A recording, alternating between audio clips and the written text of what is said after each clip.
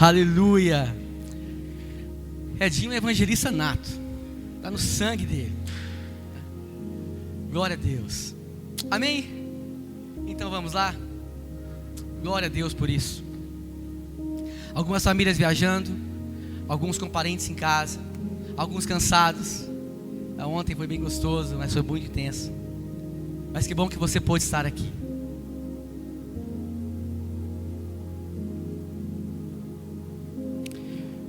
Repita comigo: existe um propósito para a minha vida. Mais uma vez, por gentileza. Existe um propósito para a minha vida. Edinho, você não é fruto do acaso, nem do cosmos, as estrelas. Existe um propósito incrível na sua vida. Sérgio, na sua vida existe um propósito incrível. Irmã Neidinha, na sua vida existe um propósito incrível. Antônio, existe um propósito incrível na sua vida. Eduardo, Henrique, os irmãos aqui, Fabrício, um propósito incrível. Eu quero contar a história de um homem.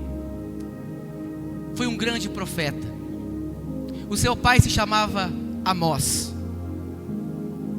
Ele viveu cerca de 700 anos antes de Cristo. Ele é o primeiro dos profetas maiores da Bíblia.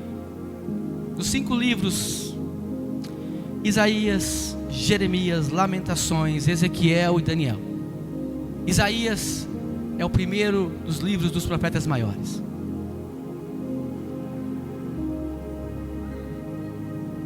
Um grande homem de Deus.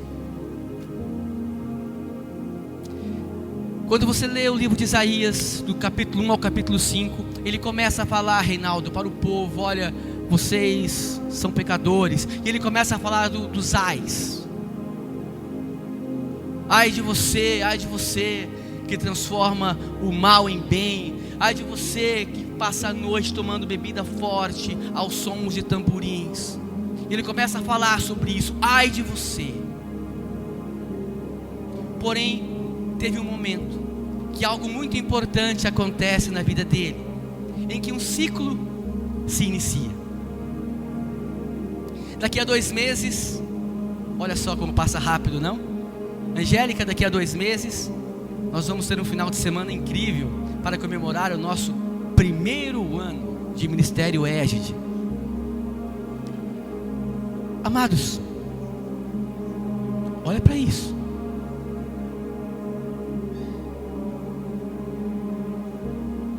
Alguém imaginava que com 10 meses o Senhor nos daria isso? E o Senhor está nos levando para um novo ciclo, para um novo tempo. E algo que acontece em Isaías, que até o capítulo 5 ele está falando: olha, ai de vocês, ai de vocês, ai de vocês, ai de vocês.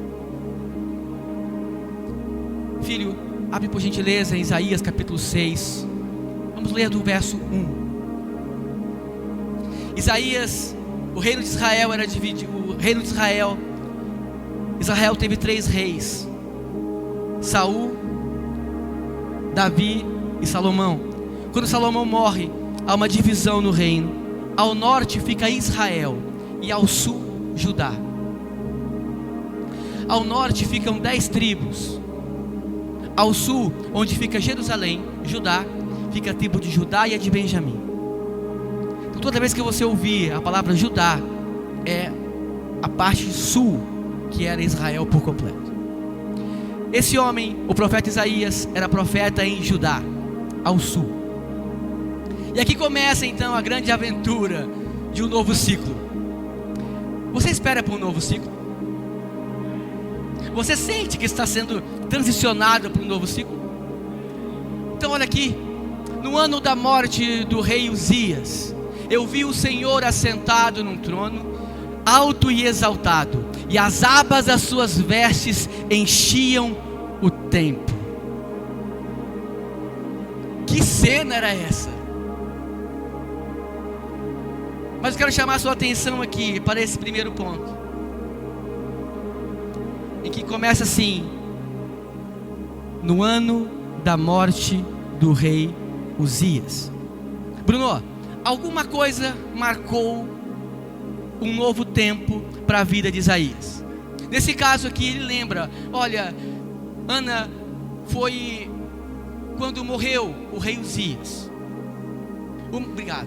Uma situação, uma lembrança, um marco, algo que fala: puxa, isso aqui, eu me lembro desses dias, foi quando o rei Uzias morreu, algo aconteceu. E às vezes o Senhor nos permite que algumas situações nos aconteçam, porque nós vivemos de ciclos. Repara só, qual que é o dia que a gente começa o regime? Segunda. Olha aí. Quando que o pessoal começa a fazer academia? Segunda. Segunda. Gente do céu, comi demais no final de semana. Segunda eu vou caminhar no lago. Repara no lago na segunda-feira, está lotado.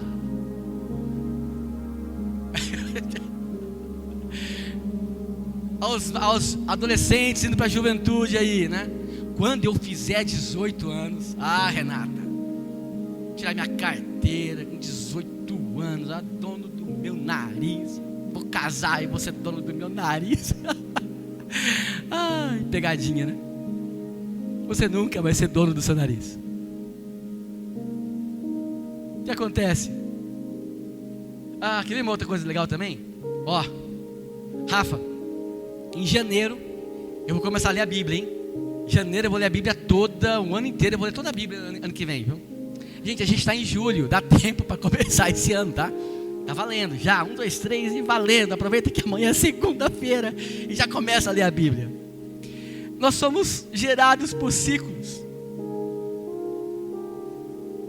E às vezes o Senhor nos marca algum tempo, alguma coisa, e de repente nem são coisas boas. São batalhas, são tempos de luto, são dificuldades. Mas o que marcou Isaías aqui, para uma experiência profunda. Filho, coloca de novo, por favor, o verso 1.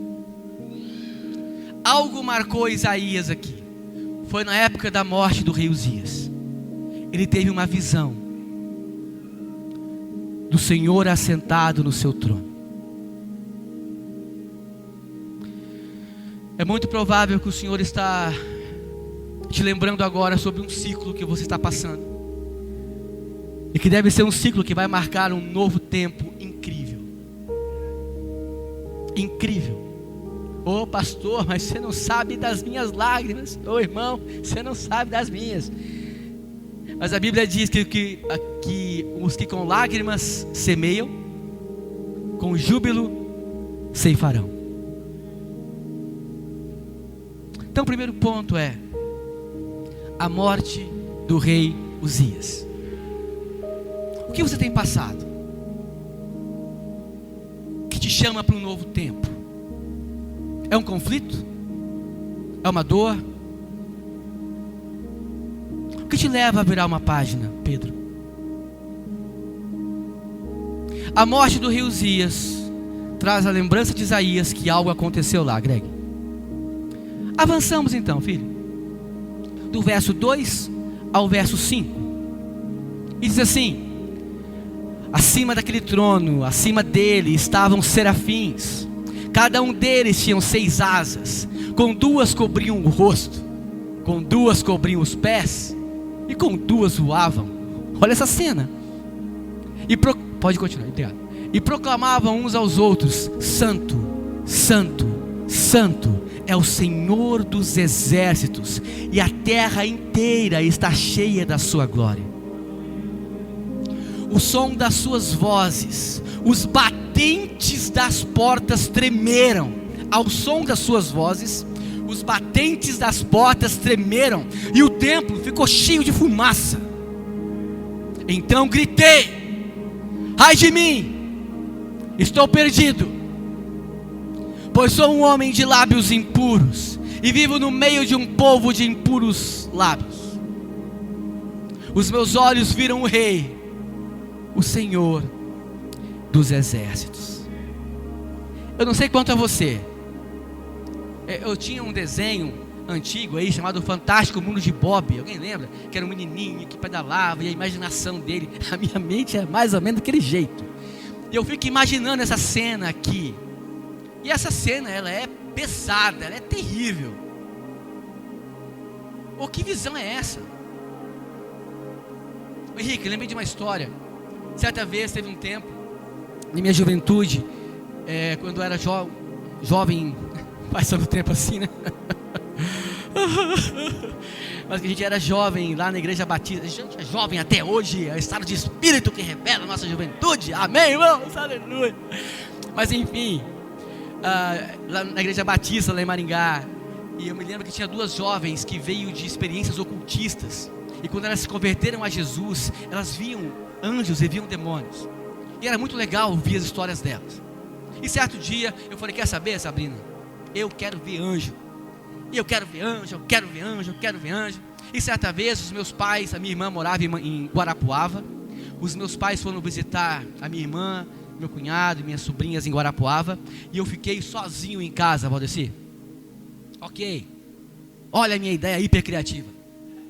Nessa noite eu vou ter um tempo a sós com Deus no meu quarto. E eu vou clamar a Ele para que eu possa ver anjos. Sérgio, eu queria ver anjos. Ok. Tinha lançado aquele CD Santa Geração 4, que tinha uma canção Poderoso Deus, uma canção linda, linda. Era a canção 3. A canção 4 era uma oração da esposa do pastor Danduque. Ela falava um português meio arrastado, ó Senhor, tal. E eu me lembro que ela chorava. Então depois da canção 3, Poderoso Deus, era uma oração que ela chorava, ó Senhor, né, compaixão de nós, tal. E aí eu coloquei esse CD e comecei a buscar Deus. Quero ver anjo, eu quero ver anjo, eu quero ver se eu estou pronto, eu estou preparado. A Fabiana vê anjo, a Fernanda vê anjo, eu quero ver anjo também e tal.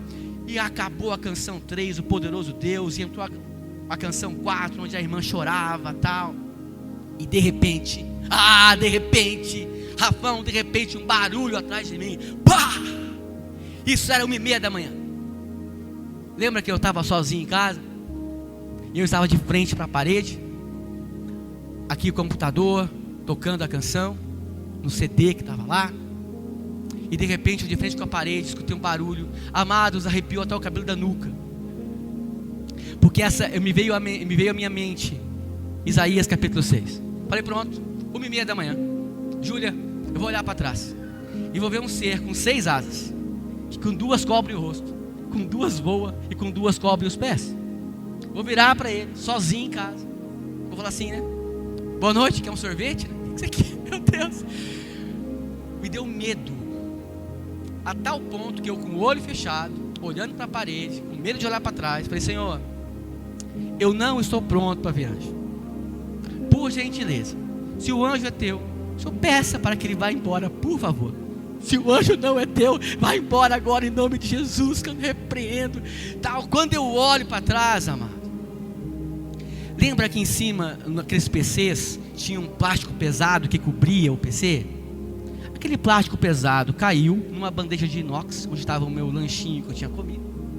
E a mesa de inox, a bandeja de inox, caiu no chão. Foi só isso. Na minha cabeça, o Fantástico Mundo de Bob, tinha anjo ali atrás, estava vendo serafim igual Isaías. Então eu imagino aqui aquilo que Isaías viu. Essa visão aqui, ela é tremenda. Ela é assustadora, você vê isso. O único termo, a única passagem na Bíblia que usa o termo serafim é aqui, em Isaías capítulo 6.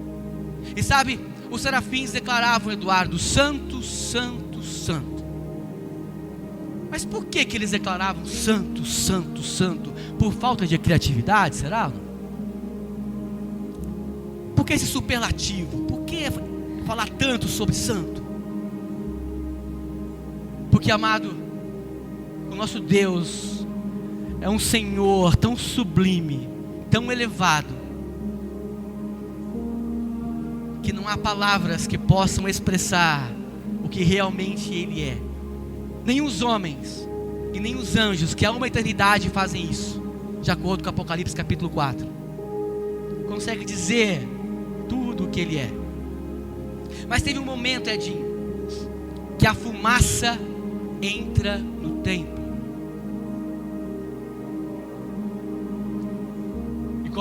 E os batentes das portas começam a tremer ao som dos serafins dizendo: Santo, Santo, Santo. Essa cena, ela é amedrontadora, de tão intensa que ela é. E agora a fumaça começa a entrar no templo. E logo em seguida, no verso 5, Lucas, por gentileza, verso 5. Então gritei. Sabe aquele que até o verso 5 dizia: ai de vocês, ai de vocês, ai de vocês, ai de vocês? Quando ele começa a ter um encontro com Deus, a frase muda. É: ai de mim, estou perdido, pois sou um homem de lábios impuros, e vivo no meio de um povo de impuros lábios, e os meus olhos viram a Deus.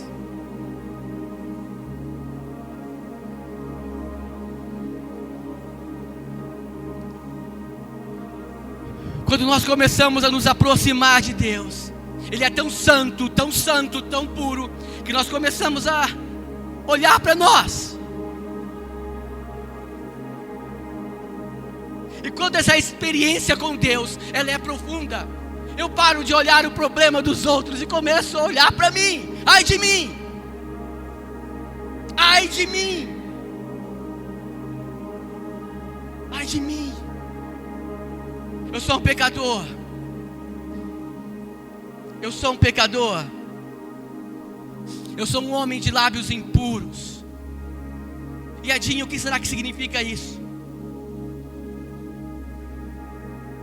Que quando a gente começa a se aproximar de Deus, nós começamos a olhar, Rafa, o quanto que nós precisamos da graça, da misericórdia e do perdão de Deus. Quando o profeta diz aqui: estou perdido, pois sou um homem de impuros lábios.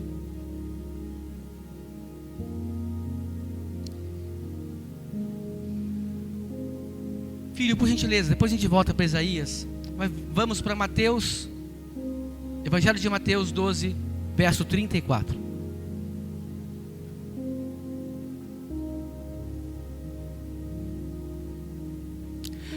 Raça de víboras, como podem vocês, que são maus, dizer coisas boas?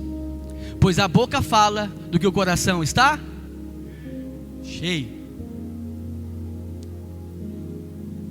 A boca fala do que o coração está cheio.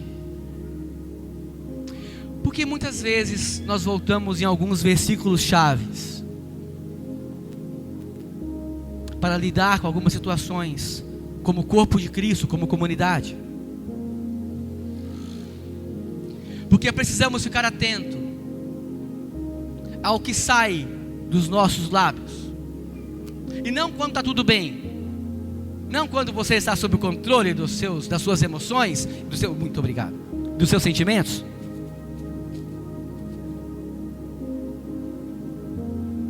Mas é quando a coisa, sabe, quando você perde o controle, quando você vai falar aquelas verdades que tem que falar para Eduardo, as verdades que eu estou pensando sobre ele, e aí sai do seu coração coisas que só Deus, seu cônjuge e filho sabe, e começa a exalar uma justiça própria. Amados, justiça própria na Bíblia fala que é como trapos de imundície. Como nós vamos almoçar daqui a pouco, não vou falar sobre trapos de imundície, mas se tiver interesse, me manda no particular, que eu te falo alguns exemplos sobre o que significa trapos de imundície. Mas para salvar o almoço de domingo dos irmãos, falamos sobre isso numa tarde. Trapos de imundície é algo muito horrível, nojento. Mas aí, no momento em que somos confrontados, no momento em que as coisas acontecem, numa discussão entre casal, uma discussão entre pai e filho, entre companheiros de trabalho, ficamos nervosos, e aí, irmão Luiz, aí nós revelamos quem realmente nós somos. Aquilo que eu falo sobre o outro revela mais sobre mim do que sobre o outro.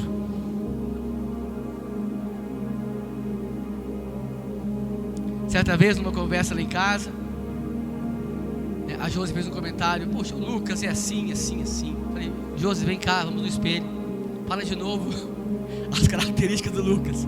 O Lucas é consigo, é isso. É o DNA, tá aí, ó. Vambora. Amados, às vezes sai dos nossos lábios rebeldia, rebelião. Nos rebeliamos contra o nosso cônjuge, contra os nossos pais, com os nossos filhos, com os nossos supervisores, patrões, professores. E começa a exalar de nós. Somos grosseiros. Ó, pavio é curto, viu, Carlos? Ó, pavio é curto. Ah, Vanessa, se eu ouvir de novo aquele negócio, vai ouvir, viu? Tô só esperando. O que sai do seu interior? Qual que é o nível de justiça própria seu em relação ao próximo? Fala muito mais sobre você do que o próximo.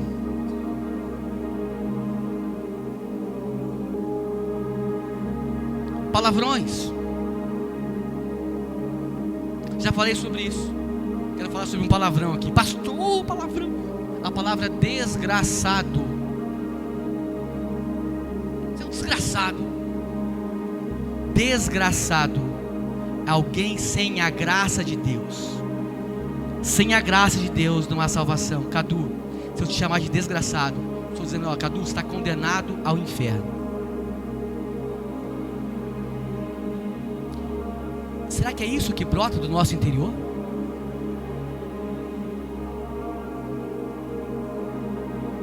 O que sai do seu coração, o que sai do seu interior, é bênção ou é maldição? O que tem ecoado dessa fonte de águas que você é? Águas doces ou amargas?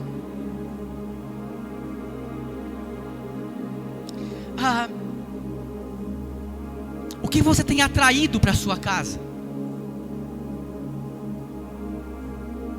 Eu me lembro, eu trabalhava com uma pessoa uma vez, e tudo para ela: mas que inferno, mas que inferno, mas que inferno. Amados, uma vez eu moro num sobradinho, e eu estava lá em cima, e eu chamei o Pedro, falou uma palavra lá, e eu achei meio estranho. Falei: Pedro, vem cá. Ele veio. Falei: filho, sabe que palavra é essa? Não. Como é que você fala? Eu vi no YouTube. A palavra era demônio. Ele estava: demônio, demônio, demônio. Mas você sabe o que é demônio? Não. Demônios são soldados do diabo. Ué, e como é que você me deixa falar isso? Eu não deixo você falar isso, porque eu não sabia que você falava isso. Eu falei para ele: olha, quando eu te chamei aqui em cima, Pedro, o que você fez? Eu fui até você. Aquilo que sai dos seus lábios, você atrai para perto de você. Mas que inferno!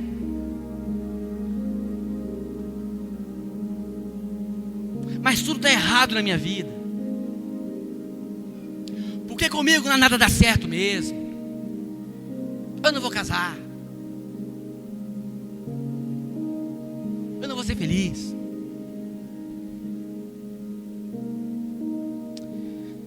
O que você tem alimentado no seu coração? O profeta Isaías então fala assim: olha, ai de mim, porque os meus lábios ao descer são impuros. Ai de mim.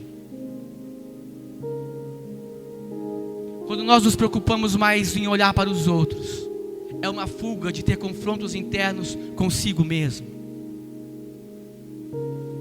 O que Deus tem falado a seu respeito para você mesmo? Quantas coisas o Senhor tem te revelado nos últimos dias sobre você mesmo?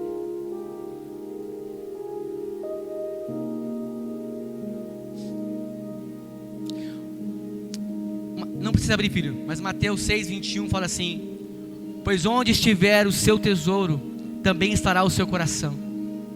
Onde é que está o seu coração? O que você tem alimentado no seu coração?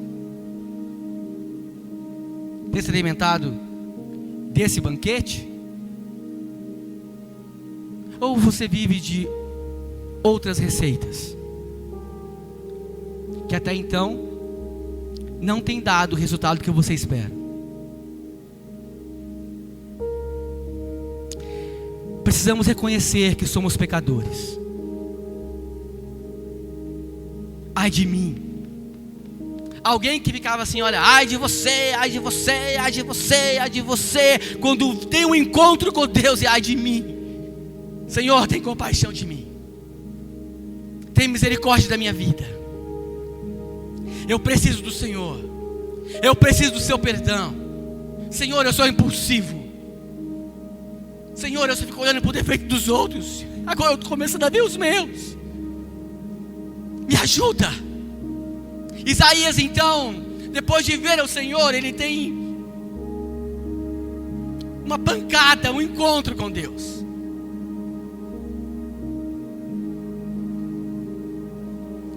E depois disso, o texto continua. E ele fala, ai de mim, mas filho, abre por gentileza em Isaías 6. Vamos ler o verso 6 e o verso 7.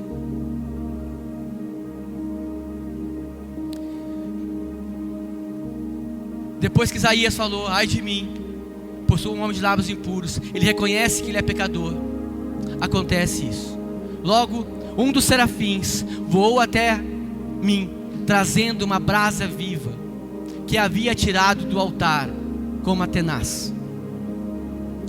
Com ela, tocou a minha boca e disse, veja isto, tocou os seus lábios. Veja, isso tocou os seus lábios. Por isso a sua culpa foi removida e o seu pecado foi perdoado.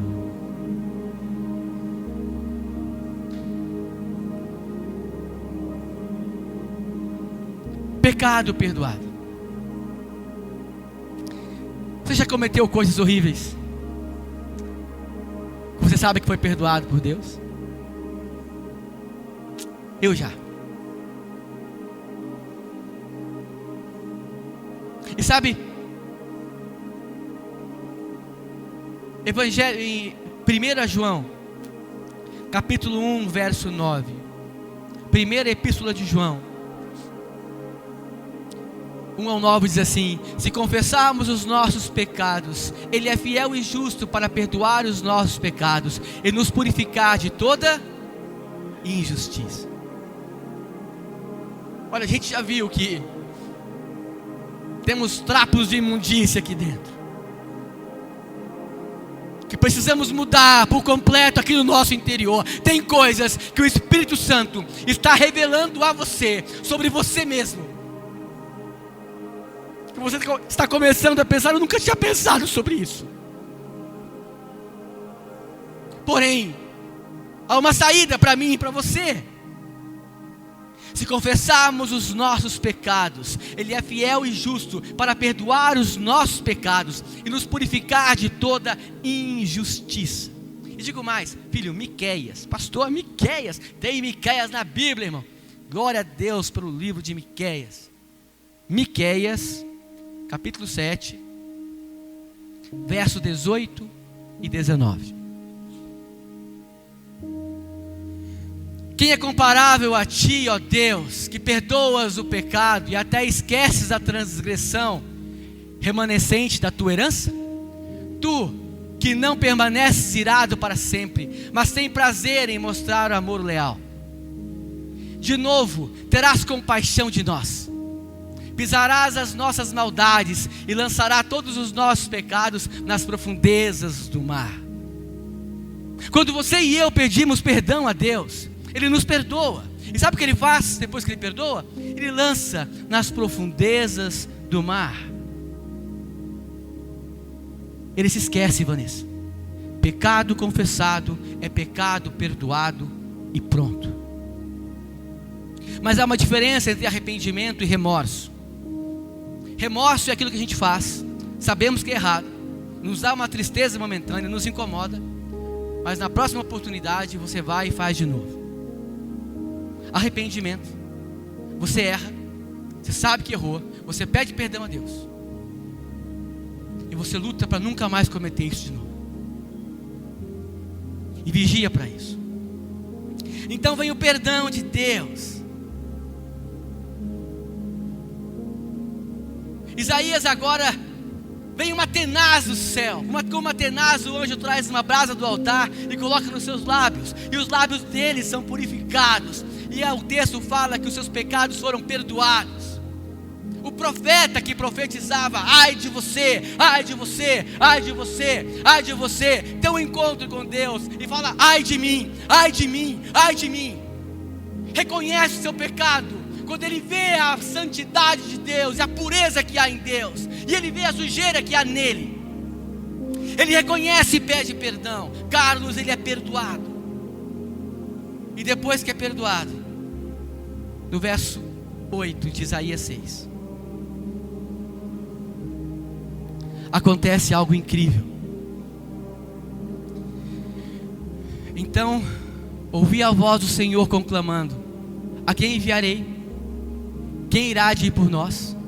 Eu respondi, aqui estou, envia-me.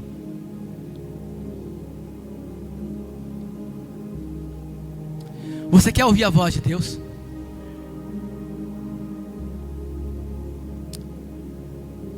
Alguém que teve a visão, teve um encontro com o Senhor, se arrependeu dos seus pecados, pediu perdão a Deus, seus pecados foram lançados no mar de esquecimento. Depois disso, é como se os seus ouvidos fossem desbloqueados. Alguns irmãos sabem, eu sei que não aparenta muito, mas eu tenho um problema de audição. Só não percebe muito não, viu, Eduardo? Só não sabe muito não, mas eu tenho uma escamação. Eu fiz alguns exames, eu tenho uma pequena perda de audição desse ouvido aqui. Ou desse, também tem problema de memória. Brincadeira, é esse aqui. O que acontece? Há uma escamação aqui. Nessa escamação, algo que o meu ouvido vai gerando. E vai gerando um copinho, justamente aqui dentro. É onde vai ficando difícil às vezes ouvir os irmãos. Mas vira e mexe, tá esse copinho seca, eu consigo tirar ele. Ou eu posso fazer uma lavagem, ou eu posso tirar ele quando ele fica sequinho. E durante alguns dias, eu ouço o som dos pássaros. Olha, gente, olha que maravilha. Sem o negócio aqui, olha a minha audição como é que é boa. Olha, eu não sabia que o grilo fazia um barulho tão bonito assim. Quando nós temos nossos pecados perdoados, Ana, nós começamos a ouvir a voz de Deus. Sol, a gente começa a ouvir a Deus. E Isaías teve uma experiência incrível, que ele fala assim, quem há de ir por nós? Por favor, filho, coloca de novo. Verso 6. Então ouvi a voz do Senhor clamando, a quem enviarei? Quem irá por nós? Eu respondi, aqui estou, envia-me. A pergunta que eu quero fazer essa manhã para você, e o meu desejo é que em nome de Jesus, o Espírito Santo ecoe isso em sua mente e seu coração.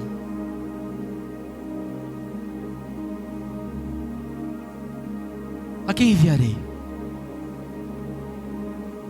O pastor, é enviar para onde? Estou até disposto, estou até disposta. Mas o que Deus quer de mim? Lembra que eu falei no início que há um propósito incrível de Deus para a sua vida, Carlos? Você não é fruto do acaso, nunca foi. Eu vou ler alguns textos do que a Bíblia diz a seu respeito. Isaías 43. verso 1.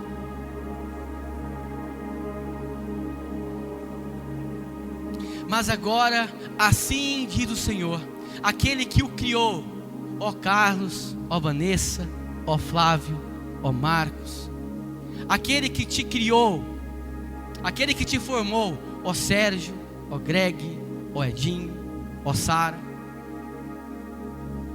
não tema, pois eu o resgatei, eu o chamei pelo nome, você é meu, você é minha. O texto diz que te criou, que te formou. Júlia, sabe o que significa isso? Que no ventre da sua mãe, quando você estava sendo gerada lá dentro, formada lá dentro, o Senhor estava desenhando você. Desenhando você, filha. Irmã Neide, Ele cuidou da senhora desde a sua gestação. Quer dizer, da gestação da sua mãe, da sua também, está tudo certo, ela está aí, né? Mas da sua mãe também, quando você estava no ventre da sua mãe.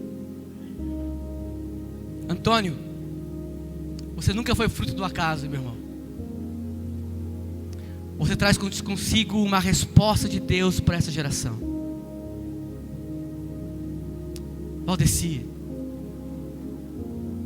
amado desde o ventre, criado e formado por Deus desde o ventre. E por que Deus faria algo assim com você, Rafa? Por quê? Porque havia um propósito muito grande para você, Reinaldo, Eliane, e para mim. Então vamos continuar no livro de Isaías, capítulo 61, filho, por gentileza, do verso 1 ao 3. Lembra que eu falei que há um motivo, que há um propósito da sua existência? Vamos ler o que o texto diz. O Espírito do soberano Senhor está sobre mim, porque o Senhor me ungiu para levar as boas novas aos pobres. Ele me enviou para cuidar dos que estão com o coração quebrantado, para proclamar a liberdade aos cativos e libertar os prisioneiros, para proclamar o ano do favor do Senhor e o dia da vingança do nosso Deus, para consolar a todos que andam tristes e dar a todos os que choram em Sião uma bela coroa em vez de cinzas, óleo de alegria em vez de pranto, manto de louvor em vez de espírito deprimido. Eles serão chamados carvalhos de justiça, plantio do Senhor para revelar o seu esplendor. Filho, por favor, Atos 13, 47. Há um propósito de Deus para a sua vida, pois assim o Senhor nos ordenou: eu fiz de vocês uma luz para os gentios, para que você leve a salvação até os confins da terra. Querido, há algo que o Senhor confiou a você e a mim. Não somos fruto de um eclipse, somos frutos dos sonhos de Deus. Há uma placa nossa aqui que tem essa frase. Há um propósito incrível. Renata do céu, há uma eternidade atrás, o Senhor sonhou em reunir um grupo de pessoas em uma geração, e parte delas se encontra aqui. Há um motivo, Henrique. Há um motivo. Há um motivo. O Senhor então nos criou, nos formou, nos projetou. Mas para quê? Para levar as boas novas aos cativos, para levar uma palavra de esperança que é Jesus. A nossa palavra de esperança é Jesus. Não há outro evangelho se não for de Cristo. Aleluia. Fomos chamados para isso. Mas olha, o Senhor nos ungiu, mas Ele usa pessoas falhas e limitadas, como nós lembramos de nós mesmos em algumas situações agora há pouco aqui. Sim, quando nós pedimos perdão pelos nossos pecados e começamos a clamar por Ele e ouvir a Ele. A quem enviarei? A quem enviarei? O que mais que a Bíblia diz que você e eu somos? Mateus, Evangelho de Mateus, capítulo 5, verso 13 e 14. Vocês são sal da terra, Mas o sal, vocês são o sal da terra, mas se o sal perder o seu sabor, como restaurá-lo? Não servirá para nada, exceto para ser jogado fora e pisado pelos homens. Nós somos sal. Vocês são a luz do mundo. Não se pode esconder uma cidade construída sobre um monte. Você e eu somos sal da terra e luz do mundo. Como sal, nós levamos sabor. Como sal, nós conservamos. Como sal, nós geramos sede. E somos a luz. Por quê? Porque temos conosco, em nossa mente e em nosso coração, lâmpada para os meus pés é a tua palavra, e luz para os meus caminhos. Somos sal da terra e luz do mundo. Mas o Senhor usa pessoas falhas e limitadas como você e eu? Aparentemente, sim. De acordo com Isaías, sim. De acordo com a palavra de Deus, sim. Deus não espera de você e de mim perfeição. Tem alguém aí com asas, auréolas, né? Olha para o seu irmão aí, está com asa. Seu pastor não tem asa, não tem auréola. Eu não estou levitando por aí.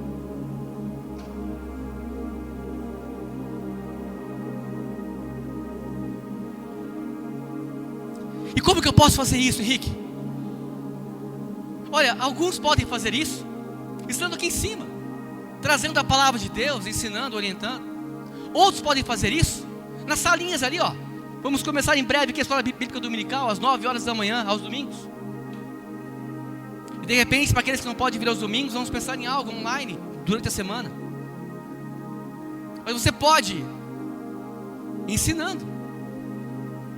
Você pode fazer como um bom evangelista, levando Jesus a pessoas, convidando pessoas para estarem aqui, cada um dentro daquilo que o Senhor chamou. Outros podem fazer isso cantando. Outros fazem isso orando, quando ninguém vê. Outros fazem isso abraçando pessoas. Seja bem-vindo, Mateus, fique à vontade. Outros fazem isso aconselhando, se importando, amando, perdoando. Se nós fomos perdoados por Deus, da mesma medida devemos perdoar ao próximo, mesmo que o próximo seja muito próximo. Mas perdoe. Você foi chamado para isso. Há uma mensagem que o Senhor colocou no coração de cada um aqui, onde juntos, com aquilo que você carrega, Valdecir, com aquilo que eu tenho, com aquilo que a Samara tem, o reino de Deus vai avançando, e o Senhor vai acrescentando pessoas. Um evangelho que não olha para o erro dos outros, mas que aponta que há salvação e há perdão, porque comigo o Senhor fez isso. E para encerrar,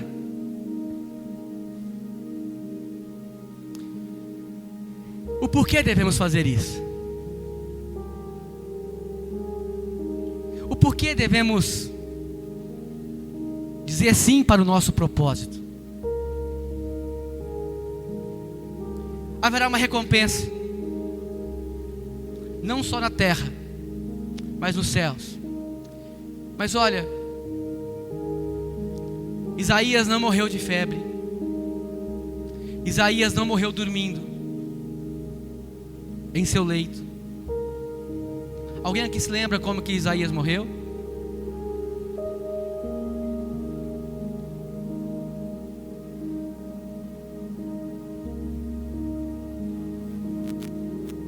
Você vai rachar o almoço?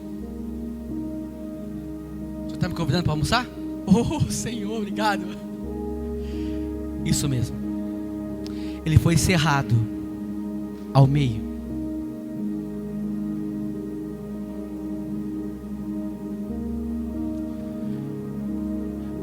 O Evangelho de Cristo não tem a ver com prosperidade, de quantas casas, quantos carros você tem. A nossa herança está naquilo que o Senhor prometeu para nós. O Senhor vai nos guardar aqui, vai nos trazer uma alegria incrível em tempos difíceis. Ele vai ser a nossa paz em tempos de guerra. Ele vai ser o nosso consolo quando as lágrimas descem. Mas Ele vai ser a nossa alegria, é a nossa esperança.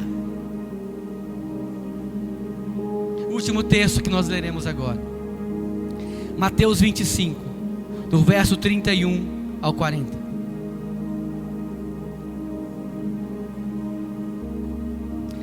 Haverá um dia que viveremos isso, quando o Filho do Homem, o Senhor Jesus, vier na sua glória com todos os anjos. Ele se assentará no seu glorioso trono. Todas as nações serão reunidas diante dele, e ele separará umas das outras, como o pastor separa as ovelhas dos bodes. Ele colocará as ovelhas à sua direita e os bodes à sua esquerda.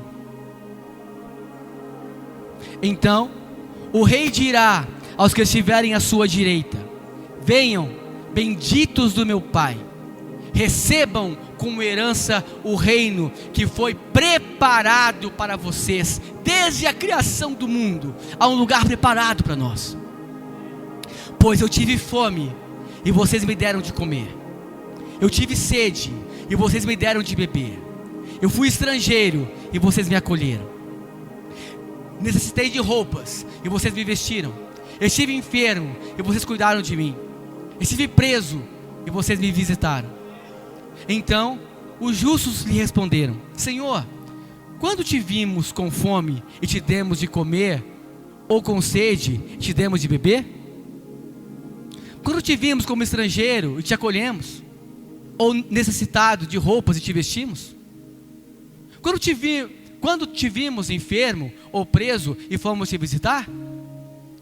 O rei responderá: em verdade lhes digo que tudo o que vocês fizeram a alguns desses meus pequenos irmãos, a mim o fizeram.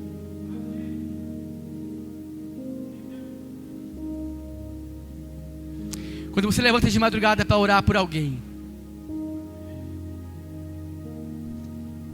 o Senhor está vendo. Quando você sente a falta de alguém, e você dá uma ligada para perguntar: você está bem, meu irmão?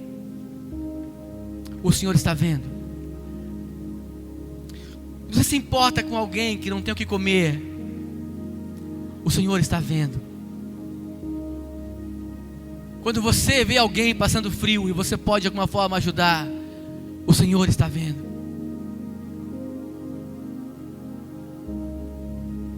Fazer a obra de Deus não tem a ver com coisas complexas, Cadu.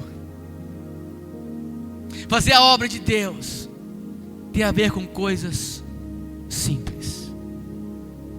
Apenas só precisa de uma coisa, uma resposta que você pode dar nessa manhã. E a pergunta é: Isaías 6, verso 8. 8.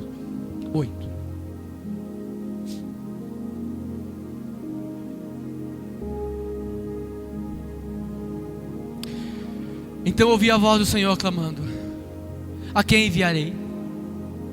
Quem irá por nós?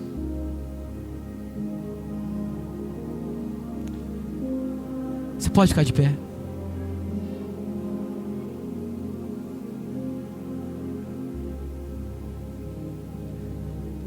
Feche seus olhos.